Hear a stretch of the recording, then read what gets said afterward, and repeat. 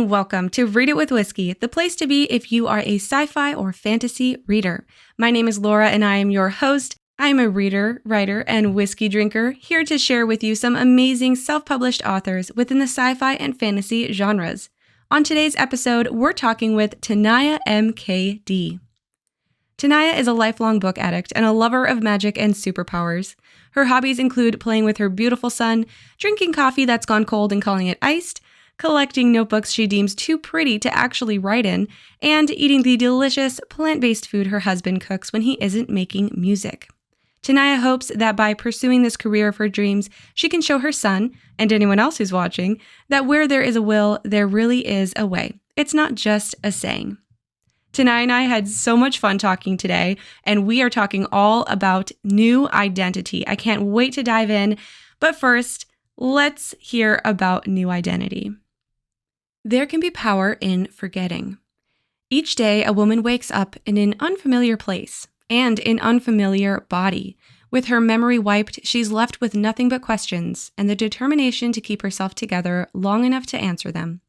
Being thrust into the life of someone else every day brings obstacles and she has no leads. But just when her hope is running thin, a man with answers shows up at her door. It turns out she isn't the only one with the power to do the impossible, and dangerous people are hunting them all. Relying on others for safety goes against her instincts, but if she wants to get her body back, remember who she is, and regain control of her life, then she has no choice. She has a fight ahead of her, one that she can't hope to win alone. Let's dive into the interview with Tenaya M.K.D. Welcome to Read It with Whiskey, the interview podcast featuring science fiction and fantasy authors. My name is Laura Juntunen, your host and the author of the Shockwave series. Within this podcast, I bring to you all the behind-the-scenes secrets to how these guest indie authors bring their books into the world. If you are a sci-fi fantasy reader, then you need to hear from these authors. Let's learn about the person behind the page. Sit back, sip some whiskey, and lean in to these self-published authors. Hello, Tenaya, and welcome to Read It with Whiskey. How are you doing today? Hi, I am doing well. Thank you so much for having me. I'm so excited to talk to you. And I think it's mainly because I really enjoyed your book. And for those of you watching the video, there is a beautiful book cover here. We're going to talk about the book cover, but New Identity is the book we're going to talk about. And before we dive into that, I would love for you to tell our listeners, why did you decide to become a writer? So I started writing when I was young, but it was mainly journaling. And I wrote for really just for therapy. I found when I was really young that it was much easier for me to get what was on my heart and on my mind out on paper than it was for me to ever talk about things. So for pretty much as soon as I could pick up a pen, I was writing in diaries. And it wasn't until probably like when my dad passed away, in 2016, I think it was. No, 2014, that I made my first attempt at writing fiction. And it didn't go very well. It didn't go very far. I convinced myself that I couldn't do it, that it was just too hard. And then when everything shut down and I actually had time and I didn't have work I had to go to, and I kind of reached a point in my life where I was tired of thinking about myself that way and thinking that I can't do things. My husband was like, why haven't you written one yet? And I was like, I don't have a good answer for you. So that was when I started writing fiction. And I actually started writing New Identity. That's the first novel that I've ever written to completion. And it, at the time, I didn't realize I was still writing for therapy. But now that I'm writing book 3 and I'm understanding more of what I have weaved into these characters and into the story, I see that is really still why I'm writing. Yeah, definitely. And I definitely can relate to that because I know I've used writing as a type of therapy myself. And I probably have used my actual books that I've written, my fiction books, in that aspect. But I do a lot of journaling, like you mentioned. I did a lot of diaries when I was a kid, a lot of journals. And then when I moved away, I had my mom burn all of them. I was like, I don't want to look back on these. And I think that's one of my biggest regrets. I'm like, that was where I started writing. So I can definitely relate to that aspect. And your fiction is superhero fiction. So what was it that you thought made you go towards that avenue, that type of fiction? So it's kind of interesting because I will never be able to write a book the way that I wrote New Identity again. Because when I sat down to write it, I didn't know that I was writing superhero fiction. I didn't know anything about what I was writing. I only knew that I wanted to write a book. So I sat down and just started writing. And what came out was a superhero novel. But I didn't know that was what was happening until I got to like chapter 5 or 6. It really was just a very organic and fluid thing that just kind of poured out of me. And for those who know me really well and have known me most of my life, they're like, yeah, of course you wrote a superhero novel. Like that makes total sense. But it wasn't what I set out to do. So it just was it was a very natural progression for me. That's interesting that you didn't know it was a superpower book, because right there in the first chapter, it's like this person is jumping bodies, basically. So there's a little bit of magic in there. So, I mean, we might as well just talk about what the book is about now that I've said that. So tell everybody, what is New Identity about? So I like to call the Identity Saga as a whole as like a superhero origin story for a very unlikely hero that has a power that could be a curse. And that's kind of what the whole thing is about. New Identity is just the very beginning of that larger story. So in New Identity, a woman wakes up with what she believes is total amnesia. She has no memory, and that's obviously very scary. But then the next day, she wakes up in a child's body in another state, and that is obviously terrifying. So she experiences that for a few days where she wakes up in different bodies, possessing different people with her consciousness. And just when she's kind of starting to believe that this must be a special ring of hell, or, this is like, she has no idea how this is happening. She meets someone named Cade who seems to know a little bit more about her than he initially lets on. And when she narrowly escapes a kidnapping attempt, she finds safety at a facility that holds answers to questions about what is happening to her, but they are not at all what she expected. That was a pretty good summary of the Thank you. beginning of the book. Yeah. This book is fun because this person is jumping bodies in the beginning. We don't know who she is. She doesn't know who she is really because she's lost some of her actual memory. And then she has to kind of figure out who she is throughout the book. And I think that's a deeper theme, like identity, obviously the Identity Saga. And so how many books, so there's 2 books out in this series. How many is there going to be in total? Do you know yet? At least 4, but potentially 5 or 6. Oh, so exciting. My process doesn't give me a lot of forewarning about things. It all kind of just comes out as it comes out. So I know where we're going, and it's just a matter of how long it's going to take us to get there. We'll see. Yeah, we'll see. Are you more of a pantser then? So do you plot out these books, or are you just kind of like whatever the characters want? I let the characters lead for sure. Definitely a discovery thing, like 100% discovery with New Identity. Like I said, when I sat down, I didn't even know what the character, and I think that might be part of why my character didn't know who she was. I learned who she was as she learned who she was. In future books, when you're writing a series, you do have to do a little bit more planning because now you've laid seeds and you have like threads that you have to carry out. But, and like I said, I do know where things are going to end up. I know like an overall kind of arc for each of my characters, but as far as the steps we take to get there, it's all on them, whatever they want to do. I find that whenever I try to plan something, like I'll have this whole chapter planned out. I'm like, I know exactly what's going to happen today. So I sit down to write it, and then it goes completely differently. And it always turns out better than what I had planned. So I just let them lead, and it seems to work. Oh, that's so exciting. I'm the same way. I'm like, just lead me to where I need to go. And then, getting to book 3, now you're like, okay, now you have to have some type of a plan or a little bit more plotting. Otherwise you're going to forget who died and who lived and who's missing. And Yeah. Especially because I dropped the ball on doing a series Bible. Mm-hmm. I know I should have done it early on. Like when I wrote New Identity, I should have just been doing it from the beginning. I just wanted to keep writing. So I just kept writing, and now I'm now I'm like, well, I should probably go back and make sure that everyone still has the same eye color. Exactly. No, I'm in the same boat as you. Oh, but yeah, series Bibles definitely something to think about for the future, for sure. Yeah, I'll never do this to myself again. So obviously this book was a little bit more of a subconscious thought or process because you didn't know what was coming. So what was it that you think, obviously you said you had your father pass away and you had some other things going on in your life. Is that kind of like just trying to find yourself and move forward? Is that what inspired this story? Or was there maybe some childhood memories that came up, anything like that? I'm still kind of unraveling it, if I'm honest, because I'm starting. It's only now writing book 3 and realizing the things that these characters are going through that I'm seeing. Like, oh, that's because I'm going through that. Like that. Yeah. So I'm just kind of starting to recognize all of it.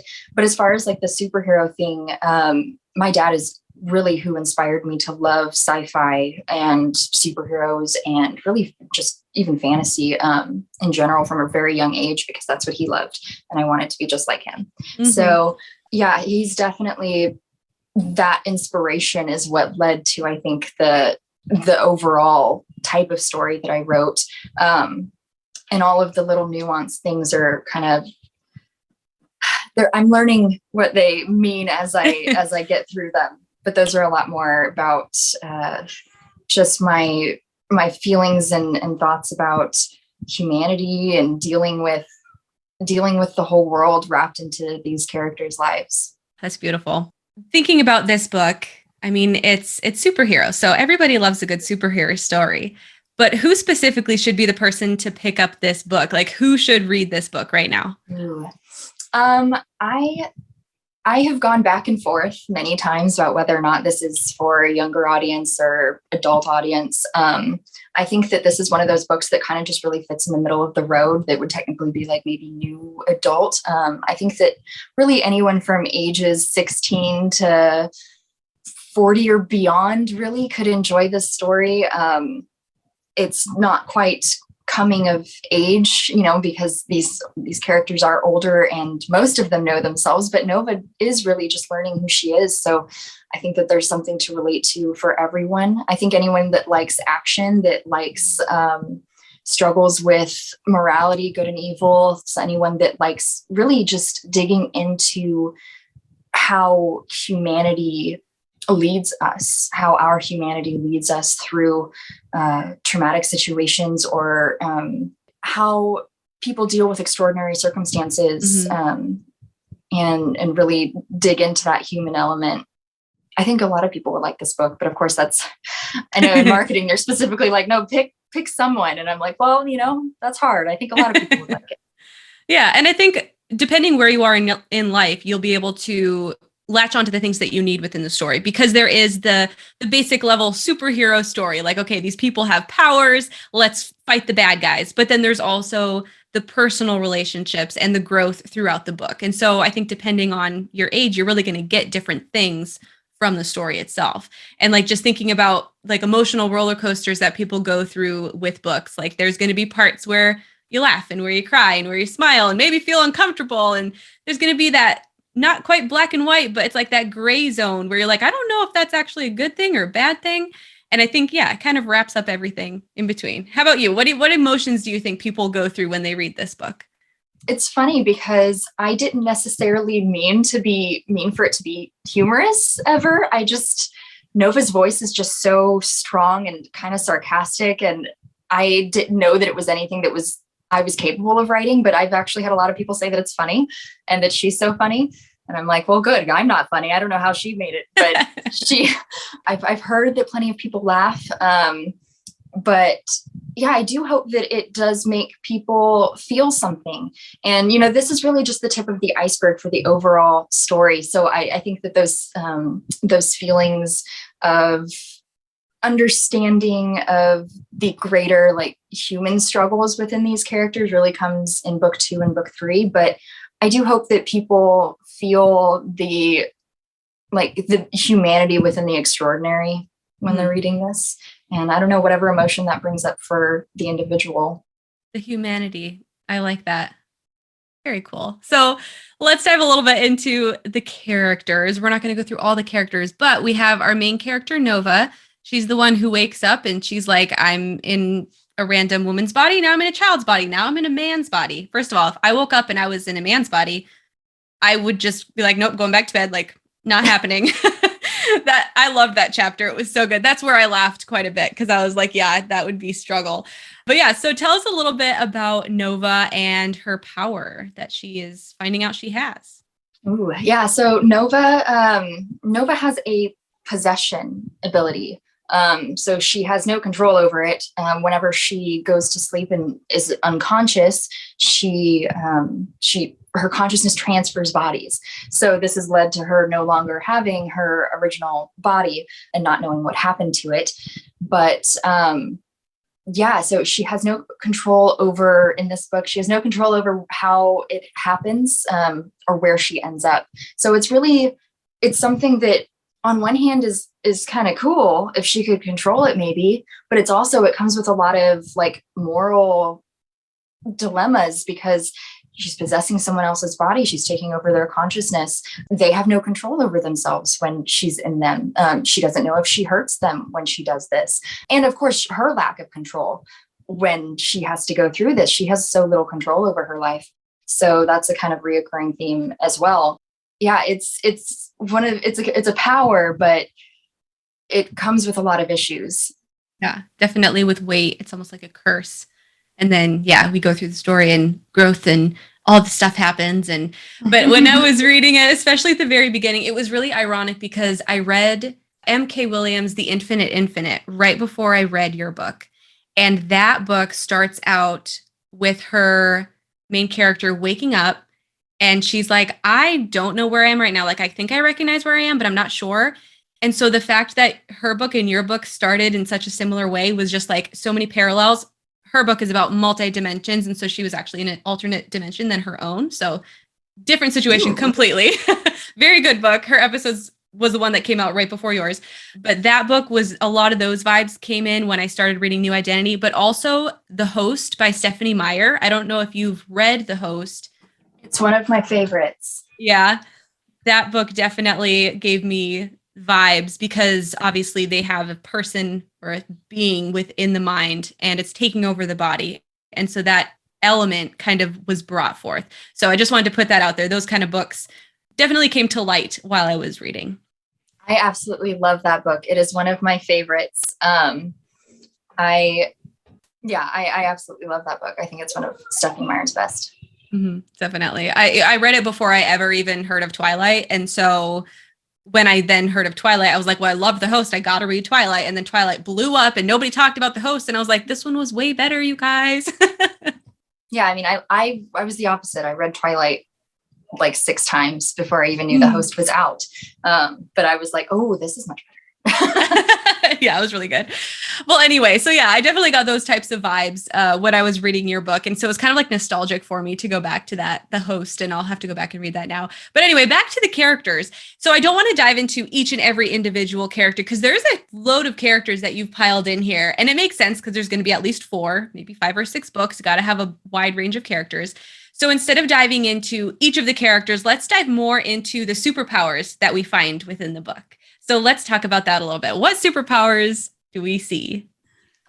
So I try to have a decent variety. I have super strength, kind of like a energetic force field ability, a teleportation, rapid healing. Who else am I thinking? So Cade's power is really something that he's just kind of discovering and trying to figure out. But it has to do with controlling people's emotions and consciousness. Hello, kitty. His meow is so terrible. It's adorable. I love it. It's like a bark. Yeah, so his power is really interesting. And then I have some fire powers. Shapeshifter.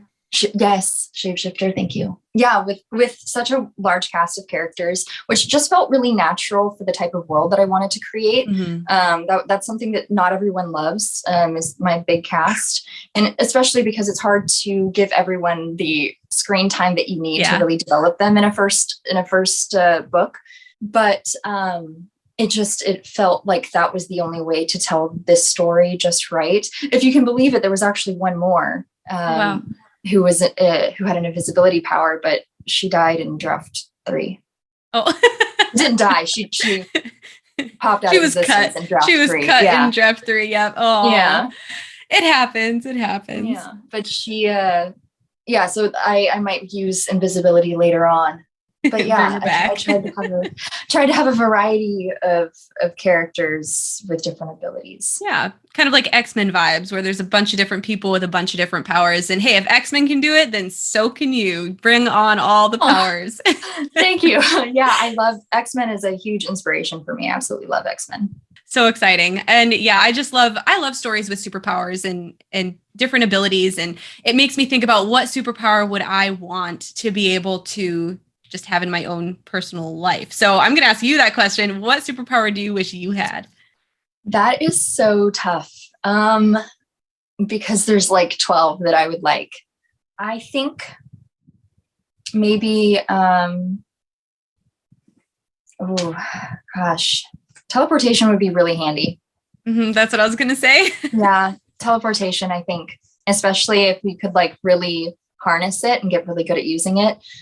Zane in this book has some limitations, but there's another character that can do it a little bit more, and his powers are pretty awesome. Pretty intense. Yeah, I love it. Yeah, it reminds me, all of these different things I'm coming back to my memory as we talk about the book. What was the movie called? Jumper, I think, where they had teleportation where you could jump anywhere. And yeah. I always think like, okay, either teleportation or the ability to fly. But if you can teleport, you can just teleport yourself up there and then teleport yourself back on the ground. So technically you could fly if you looked at it that way. Controlled falling. Or just, falling in style, as Toy Story would say. Oh, so fun. All right. So yeah, there's so much that happens in this book. We find out she wants to figure out where her old body is. And that is kind of where the big bad comes in, where these evil people are. And like you alluded to before, at the very beginning, she almost gets abducted and then she's saved and brought somewhere else. So without spoilers, can you tell us a little bit about the bad guys in the book? Yeah. I actually when I'm asked who my favorite character to write is, of course, it's like trying to choose a favorite child. It's really difficult, but our big bad Crowley, David Crowley, is definitely one of my favorites. And if only reading book 1, you would be like, why? But as he grows and his story grows, he is someone that's really close to my heart. He believes truly that he is on a path to do what is best for humanity and to kind of save the world. He's been raised to look at the world and see the issues within it, see the overpopulation issues, our mismanagement of resources, the kind of the filth of society, in his words. So his main objective is to fix it.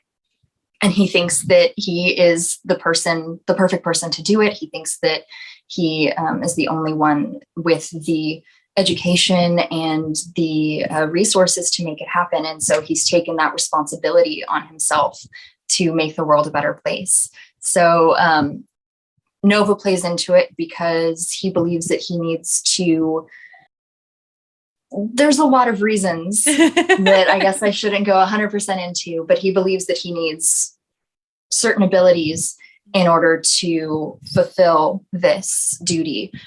He believes he needs Novas. She's a key to his success and his craziness. Ooh, I love it. And he's actually featured on the cover, which brings us to the cover. So I love the cover because I think that's originally how I found you on Instagram. Was the cover was circulating and I was like, ooh, bam, color, like vibrant. I love it.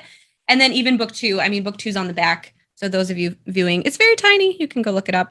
And even that cover is really vibrant in a different way, but they still match at the same time. So did you plan out what the cover would look like, or did a cover designer do this? Tell us a little bit.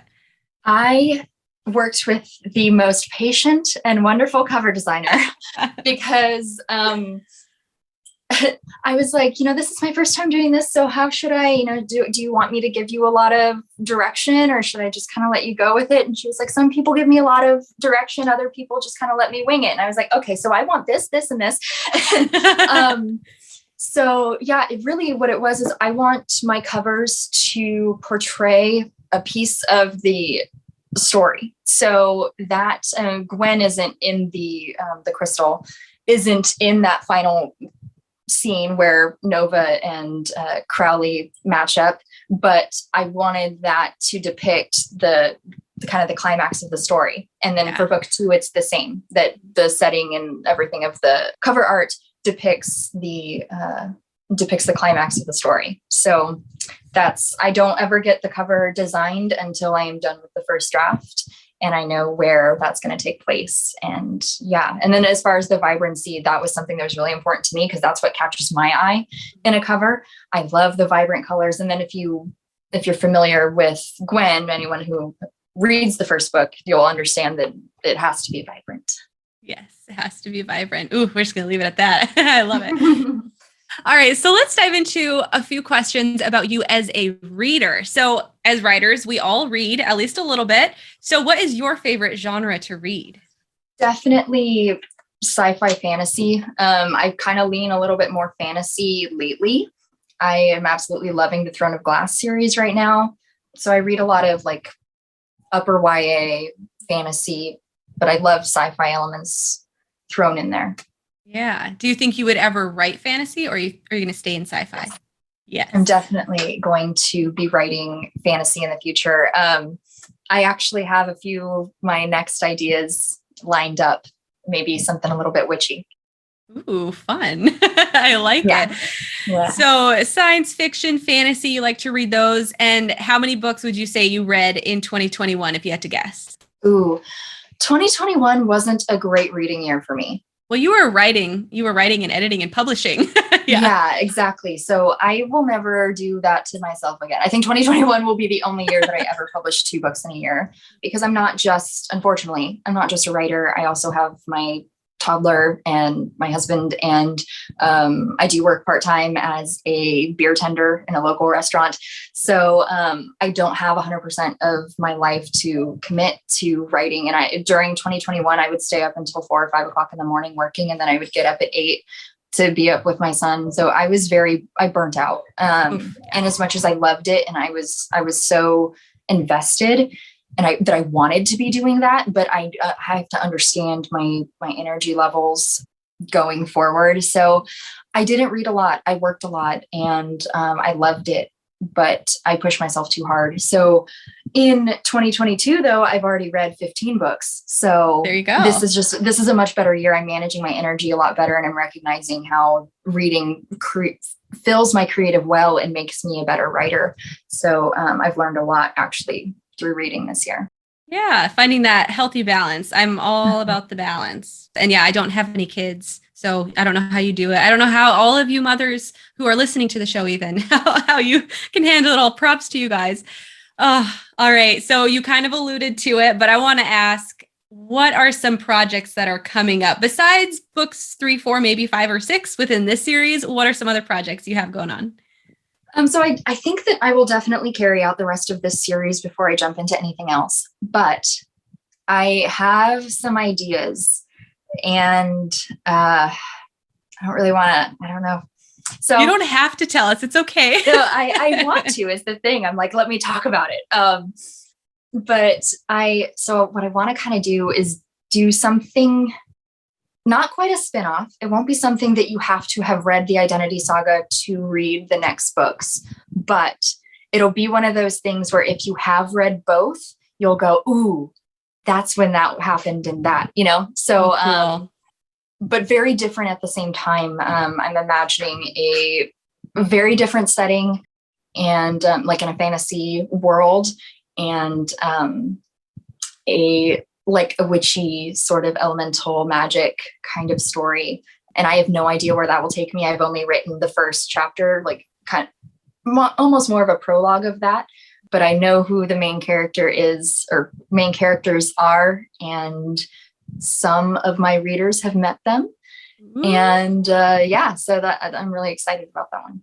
Oh, so exciting. I love hearing about new projects because no matter how many books a writer has written, they just like start glowing because they get so excited. Like, this is the next project I'm going to work on. And oh, so exciting. I love it.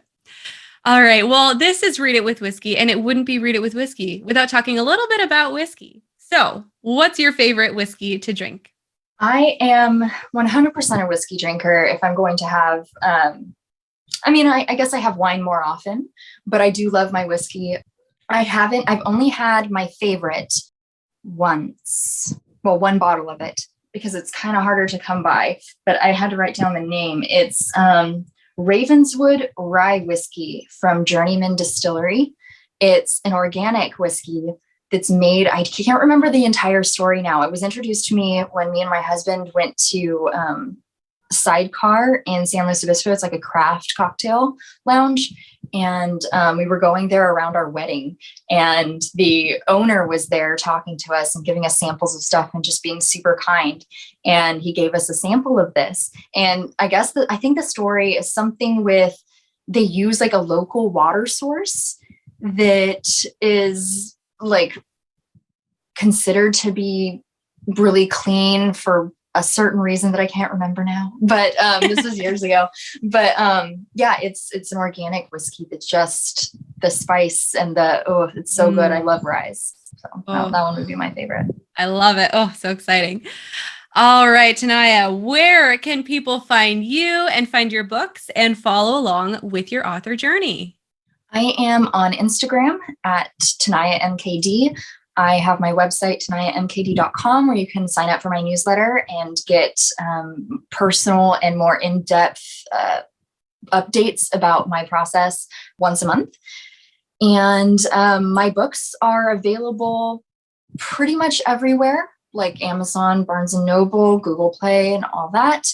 Yeah, just search my name. Well, I've had so much fun talking with you. I'm excited to see where this series goes. So I will be following along with your journey. And just thanks so much for being here. Thank you so much for having me. It was great talking to you.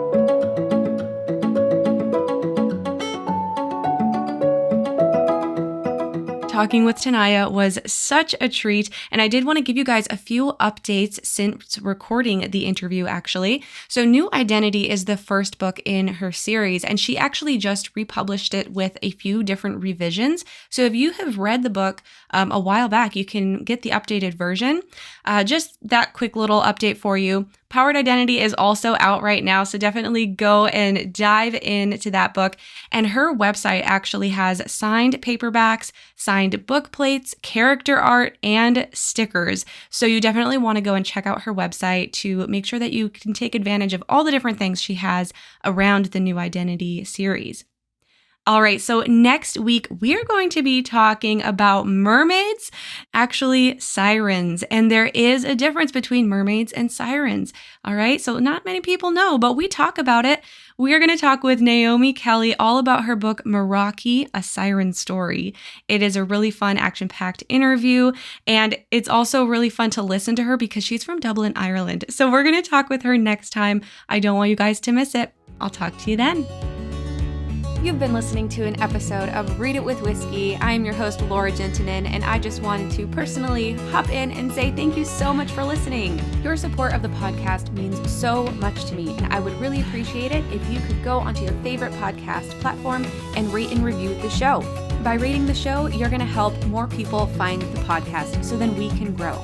Once you review the show, share it on your social media, share your favorite episode with your friends, and come back next time to hear more from self-published authors. I'll talk to you soon.